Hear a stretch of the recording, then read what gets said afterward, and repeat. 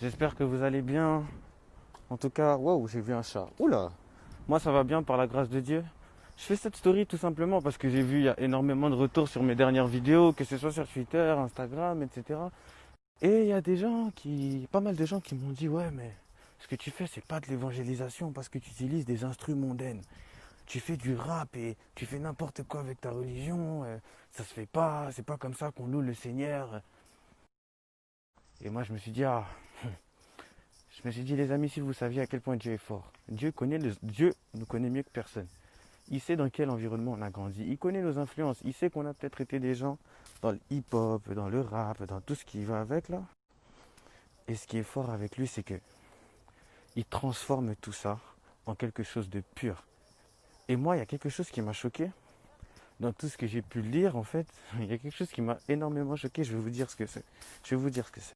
Ce qui m'a le plus choqué dans ce que j'ai lu, c'est une fille qui a dit, ouais, euh, tes paroles elles sont bien, tout ça, mais tu devrais pas faire ça sur cet instru-là parce que c'est une instru mondaine. Une instru mondaine. Si on suit la logique, ça veut dire, imaginons, on prend deux mecs qui ont chacun une guitare. L'un des mecs est habillé en costume cravate avec une chaîne en croix au milieu du cou, et l'autre mec est habillé en t-shirt normal pépère avec une, je sais pas moi, un petit short et quelques tatouages. Donc si tu prends deux mecs qui jouent de la guitare de la même façon, ben en fait, si on suit la logique, selon elle, il y en a un, quand il joue sa guitare, la guitare elle est sainte. Parce que le mec il a une croix au milieu de lui et l'autre, la guitare elle est malsainte. Maintenant, continuons à suivre la logique de cette personne. Si on suit la logique de cette personne, imaginons qu'aujourd'hui je sorte un album chrétien ou même qu'un musicien sorte un album ou je sais pas moi. Imaginons que le mec qui a créé YouTube, c'est quelqu'un qui ne croit pas en Dieu. Imaginons. Imaginons aussi que le mec qui a créé Spotify, c'est quelqu'un qui ne croit pas en Dieu. Si on suit ces logiques-là, en gros, bah, l'album il ne devrait pas passer sur YouTube ni sur Spotify. Parce qu'au final, YouTube et Spotify, c'est quoi? C'est un filtre pour faire passer l'album. Mais c'est un filtre où peut-être les personnes qui les ont créés ne croient peut-être pas en Dieu. Qui sait? Donc si on suit la logique de la personne en mode, parce que c'est quelqu'un qui n'est pas reconverti, qui a fait de l'instrumental, qui a joué de la guitare par le talent que Dieu lui a donné, si je ne dois pas utiliser ces instrumentales parce que c'est pas un mec en costume cravate frère en Christ qui me l'a fait, ça veut dire qu'en gros la musique elle est malsaine. Même si Dieu m'a donné le don de pouvoir purifier cette musique, de pouvoir le glorifier, malgré que à la base peut-être la personne qui l'a fait, non, selon la logique de cette personne, c'est malsain. Moi j'aimerais tout simplement vous dire que Dieu nous connaît mieux que personne. Et là où il est fort, mon Dieu mon roi, c'est que il peut transformer quelque chose de malsain en quelque chose de sain. Peut-être que moi j'ai commencé la musique en disant des trucs malsains, mais par le Saint-Esprit, aujourd'hui, il utilise mes capacités. Parce que moi, je ne sais pas chanter des louanges et des adorations comme tout le monde. Il sait que nous, on a grandi dans le rap. Il connaît notre environnement. Il sait que nous... Et c'est justement pour ça. Il sait que la jeunesse d'aujourd'hui, c'est une jeunesse qui est énormément touchée par tout ce qui est rap.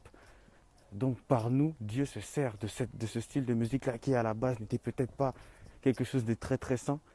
Mais Dieu connaît ce monde mieux que personne. Dieu connaît ce monde mieux que les religieux bien pensants qui pensent que adorer Dieu c'est seulement Amen, Amen. Non, non, non, non, non. Là où Dieu va te dire, écoute, moi je peux prendre le plus sale des hommes et je vais le transformer en propre. Et là, c'est un truc de fou. Donc aujourd'hui, je tiens à dire à toutes les personnes qui pensent que le rap, qui pensent que pour adorer Dieu, il faut forcément chanter comme les prêtres. Moi, je tiens à vous dire, détrompez-vous. Le Seigneur nous connaît. Dieu se sert de tout ce qu'il y a dans ce monde pour pouvoir le transformer en quelque chose qui va le glorifier. Que ce soit du rap, que ce soit de la trappe, que ce soit des trucs. J'encourage les personnes à utiliser tout ce qu'ils savent faire pour glorifier Dieu. Mais il y a un truc, c'est qu'il faut être guidé par le Saint-Esprit. Soyez guidés par le Saint-Esprit. Ne faites pas ça tout simplement pour le faire. Ah Dieu, ah Dieu. Parce que pour glorifier Dieu, il faut que Dieu lui-même vous montre la voie. Il faut le laisser prendre le contrôle de tout ça. Et à partir de là, il y a des cœurs qui vont être touchés. Peu importe ce que les gens disent. Parce qu'il y a beaucoup de gens qui disent ouais, c'est Dieu qui donne, c'est Dieu qui donne, c'est Dieu qui... Mais on dirait qu'eux-mêmes, ils n'y croient pas vraiment. Mais effectivement, oui, c'est Dieu qui donne. C'est-à-dire même le talent pour rapper, même le talent pour faire la trappe, c'est Dieu qui donne. C'est juste que nous, les hommes, on ne s'en servait pas pour le glorifier. Donc, parce qu'il y a des hommes à la base. Donc Dieu permet des choses. Et quand il permet, parce que nous les hommes, on ne s'en servait pas pour le glorifier, alors la chose est forcément qualifiée de malsaine. Mais attends, faut pas oublier une chose, c'est que c'est Dieu qui a permis qu'on ait les capacités pour rapper. Et moi, je pars du principe où quand Dieu permet quelque chose, c'est pour le glorifier. Après, à nous de voir comment on s'en sert.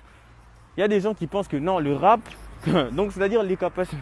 N'oubliez pas que Dieu est au contrôle de tout. Vous croyez vous contrôler le rap. Le rap, oh non, le rap, ça sert à ça, ça, ça. Oh, man, c'est pas toi qui as inventé le rap, man. C'est Dieu qui a inventé le rap.